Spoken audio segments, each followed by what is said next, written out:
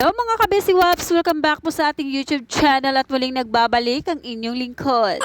Gagawin ko nga dito ay pupunasan ko lahat ng mga upuan from head to foot. Una kong gagawin dito ay kukuha lang ako ng pang-spray at malinis na basahan at pagkatapos pupunasan ko siya ng step by step. Ang pinakamahirap na gawa ay yung pagpupunas na wala namang dumi. Ay may ipasa lang ako na video sa araw-araw. Hindi nga lang siyang punasan lalo-lalo na pagbasa yung basahan mo. Nani ako dito ng 30 minutes sa paglilinis laang dahil talagang punas na punas ko siya from head to foot. Gusto ko kasi talagang basang-basa talaga siya at parang malinis talaga tingnan pagkatapos ko siyang punasan. Tapos ko nga siyang punasan ng basa ay talagang mga ilang minuto ay matutuyo na siya kaagad. Kani ang upholstery nito kaya talagang masisip-sip agad yung basa na pinupunas ko dito. Ay nag-i-inquire pala na saan makabili nitong aming rest and go chair. So pwede nga pala kayong mag-check out sa Shopee, Lazada at TikTok. Handa nga itong massage chair na to kasi talagang pag ginagamit mo siya, higang-higa ka talaga dito. Perfect nga to sa mga taong may trabaho at lalong-lalo na pag linggo ang day off nila. Ay talagang sulit na sulit dito pag ikaw ay mag-avail ng 1 hour and 2 hours. Nga ni pag break time ko ay dito na ako nagpapa-avail agad ako ng worth of 50 pesos which is 15 minutes. Ay talagang makakapag-relax ka talaga at makakaidlip ka naman kahit ilang minuto laang. Sulit nga ni pag nagpamasahe ka dito ay talagang sarap na sarap sa pakiramdam.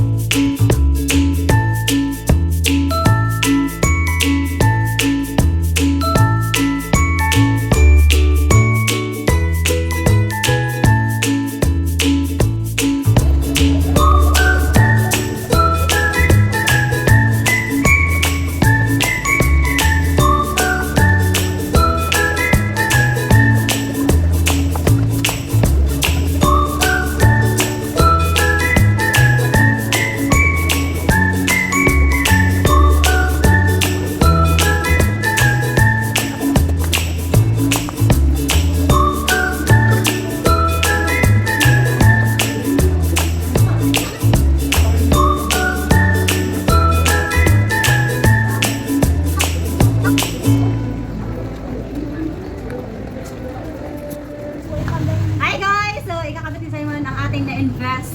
Nag-invest tayo guys. Pakita mo muna sa guys yung invest ko. Hey guys, so na-receive ko na yung aking terminal pay sa Alfamart.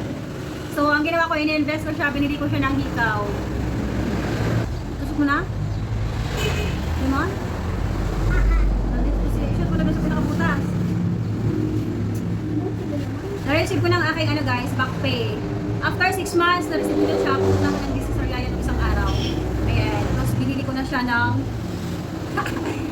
siya ng earrings, gold. Investment.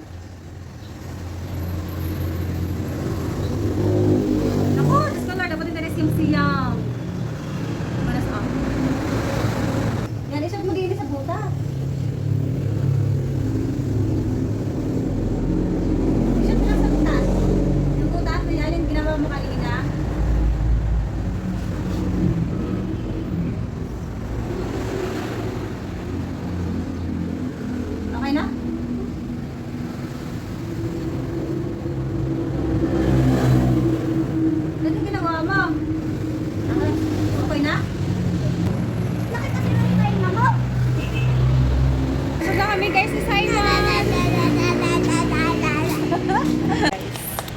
Kasama natin si Simon sa pagpasok for today's video. Para kasi Simon may bag din. Simon, magkano ang laman ng iyong pera? 1,000 na dahil may parted eh. What to be? Lilibre tayo ngayon ni Simon, guys. Kasi Simon paldo. Hindi ko siya ililibre. Ang bili ko to sa sushi. Nabibili mo dyan. Anuan? Hindi ka sabi ko sa'yo pagkain. Kaninang pera. Kasi mo guys, Dapat ayaw niya siya ang mamimigay. bibili. Sabi niya, ililibre niya daw ako pag dadalhin ko siya din eh. Hindi ha. Ito dati. Vlog mo muna ako.